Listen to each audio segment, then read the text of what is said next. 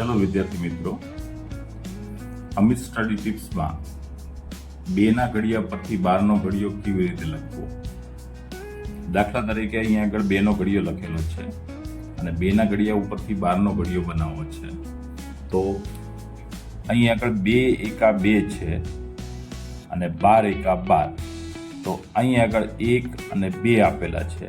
તો એને સિમ્પલ રીતે બાળકને સમજે કે અહીં આગળ 1 અને 2 લખી દેવા, એટલે કે 12 એકા 12. એ જ રીતે 12 દુ 24 કરવા હોય તો 2 દુ 4, તો 2 અને 4 એટલે અહીંયા આગળ 24. 2 તરી 6, તો 12 તરી 36 લખવા તો 3 અને 6 એટલે 12 તરી 36. 12 ચોક 48 એટલે 4 અને 8, 2 ચોક 8 એટલે કે 4 અને 8 લખી દેવાના. 2 પચાસ 10.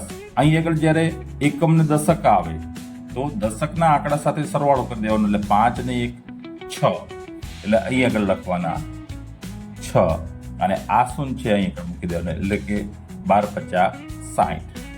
6 ને 1 7 અને 2 પાછળ લખી દેવાના, એટલે કે 12 6 72.